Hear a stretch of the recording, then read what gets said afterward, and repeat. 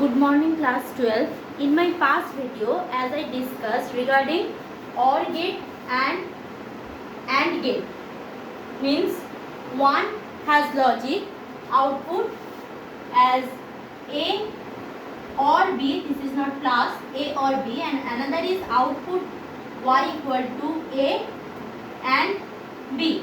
This much knowledge we are having. Now today our part of discussion is NOT gate, or better said as inverter gate.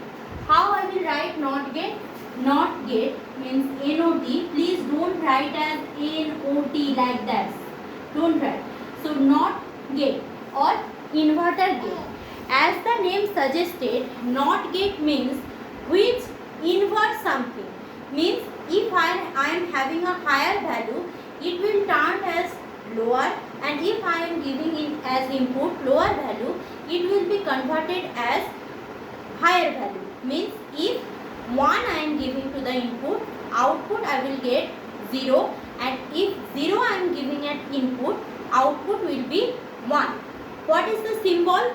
Symbol of the NOT gate is just like this. Remember, NOT gate is always a one input gate. As we know, OR and AND is more than 2 input. It may be 2, it may be 4, but not less than 2. But NOT gate is purely a single input gate. Means if A is my input, then Y will be equal to A complement or A inverted. Means A I am giving, I will get a bar of A. Means if I am giving 0 here, I will get 1, and if I am giving 1 here, I will get 0. So what will be the truth table? Truth table is very simple. Truth table is just A is input, Y is output, Y equal to A bar. So 0 I am giving, 1 I will get, 1 I am giving, 0 I will get. So this much logically okay, no problem. But at the earlier stage, in the preliminary age, how this NOT gate has invented, or how the NOT gate has been constructed. See, in semiconductor physics, you know regarding PN junction diode and also transistor. So NOT gate basically constructed by using transistor. How? Let's see. So first I will draw the circuit diagram with transistor NOT gate. See, transistor means it has PN, either it is PNP or NPN. Means either like this, two side N and middle portion P, or two side P, middle portion N. Okay, any one of the transistor. Now I am getting one transistor over here. With that transistor, I will form my NOT gate. So transistor is here.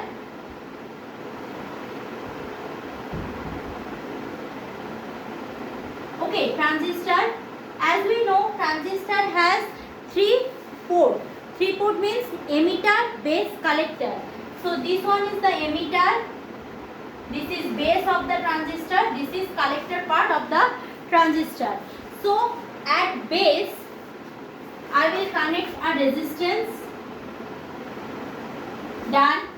At collector, I will connect a resistance and as well as a voltage source or collector's voltage source. So here I will connect another resistance, and here VCC or collector voltage source. Clear?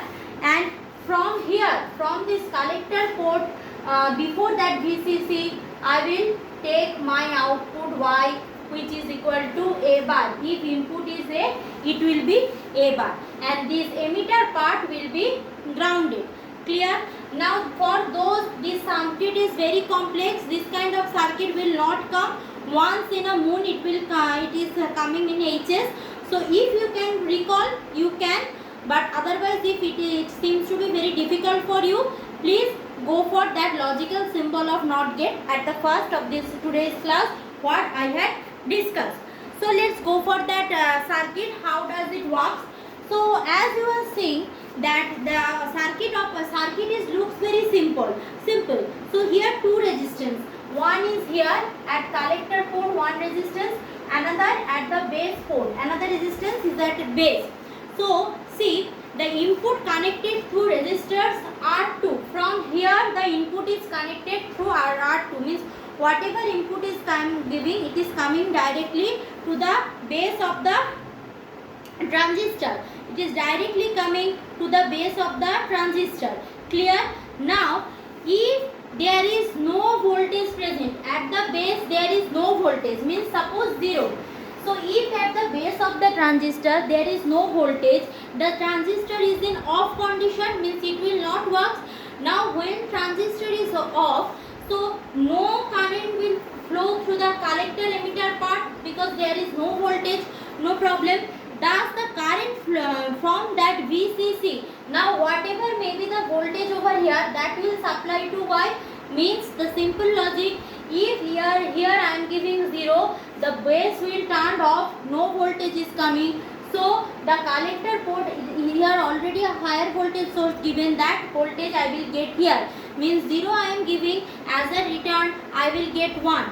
So what is happening if I am giving a higher input? If I am giving higher input, means some voltage, anything, 2 volt, 3 volt, 5 volt, any voltage is present, means right now the transistor is in on condition, means transistor can work. So current will flow through that collector emitter portion. Okay, current will flow through that collector emitter part, collector emitter, because base there is current flow, means transistor is on. So current will flow through the collector emitter part. Okay, now if current flows through collector emitter, means whatever may be the current, that VCC will flow through the ground. Okay, VCC will flow through the ground. So if VCC will flow continuously through the ground, so output will be what? 0. See, again I am repeating what is happening. See, when I am giving 1 here, so transistor is in on condition. So if transistor is in on condition, so this VCC will flow through this collector emitter part through our ground, means whatever I am getting here is always a turn off or 0 voltage, means 1 I am giving, I will get 0. Again I am telling, if it seems to be very difficult for you, please no need to read or memorize this, just function once in a mood, it will come. So for that you can read, otherwise not get logic is enough, means 1 you are giving, 0 you are getting, and 0 you are giving, and giving 1 you will get. That is the inverter characteristics. Now what is the truth table? Already I said. Now there are some question arise from this. So I had discussed what? 3 basic gates I had discussed. What are those? OR, and NOT. These 3 basic gates has been discussed by me throughout the class till now.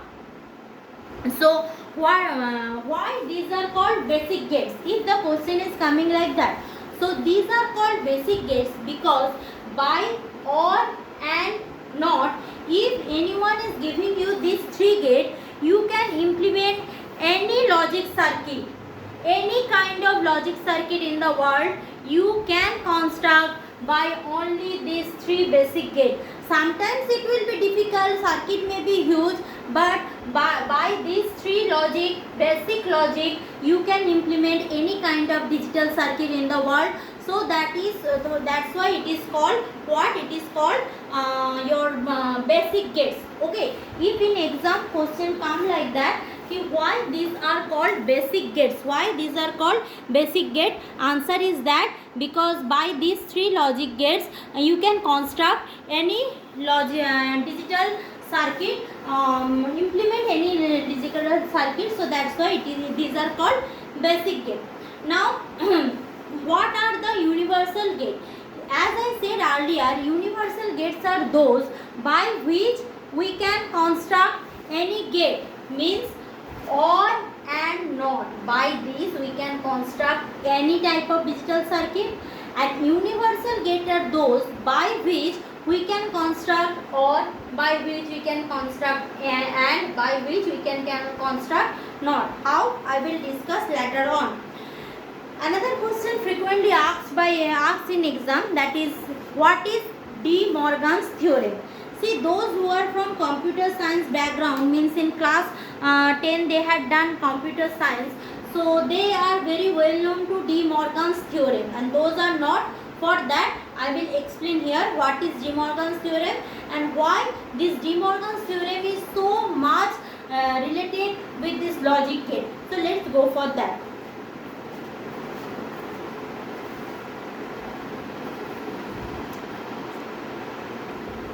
See, De Morgan's theorem is a theorem which states the relationship between 2 or 3 input and the corresponding output. Actually, those who have done Boolean algebra means the algebra between the binary number 0 and 1, addition, subtraction, multiplication, these operations those who have done, it is very easier from them. De Morgan's given 2 theorems. What are those theorems? The first theorem, theorem 1 and theorem 2. I will explain one after another. So first theorem is that if I am dealing with 2 input, A and B, if I am dealing with 2 input, then complement or product of 2 variables equal to the sum of the complement of each variable. Listen, complement of product of 2 variables. Suppose I am having 2 variables A and B. Product of 2 variables means A dot B. Product of 2 variables means A dot B. Okay, so A dot B. So complement of product means if this one is A dot B bar, so that will be equal to sum of the complement of the variable, means A bar plus B bar. Means in a simple line, if I am doing A bar or B bar, the output I am getting, and if I do A dot B whole bar, both the case I will get the same output. How? Let's see. Suppose I am having 2 variables A and B. Clear?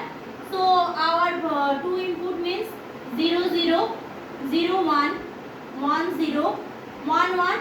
This is well known to us. Now if I am getting A dot B, suppose I am here taking A dot B, here I am doing A dot B bar, here A bar, B bar and A bar or B bar. What I will compare? I will compare this column with this column. If these 2 columns are equal, so De Morgan's theorem is well understood or well established. Let's see.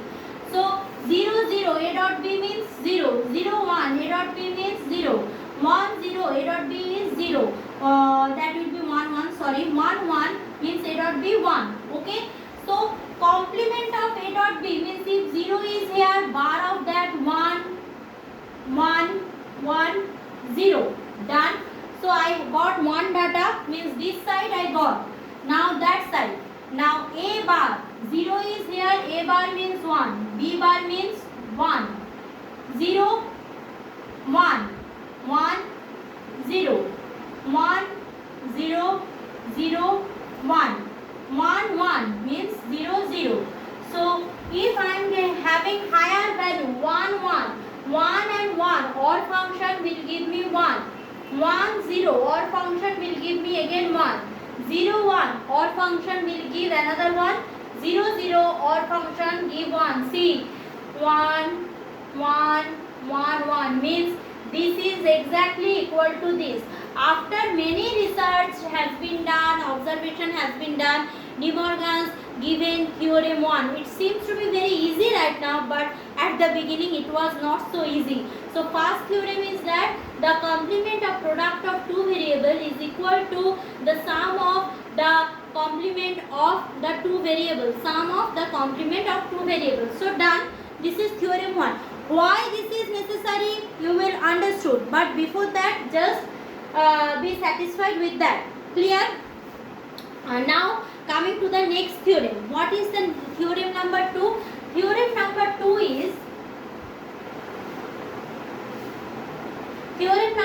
is the complement of sum of two variables. The complement of sum of two variables is equal to the product of the complement of each variable. Means complement of sum means a plus b. If I am doing complement of a plus b, that is exactly equal to what? That is exactly equal to a bar dot b bar. Okay. So if a plus b bar I am doing, that will be exactly equal to a bar dot b bar. Means in a circuit, if I am getting a bar dot b bar, in place that I can easily write a bar plus a plus b whole bar. Why this is important? I will let you know. Done. So how? Let's do the proof. So a plus b or a or b complement. Next a bar dot b bar. Okay, directly I am doing because previously I had done already these things. Okay,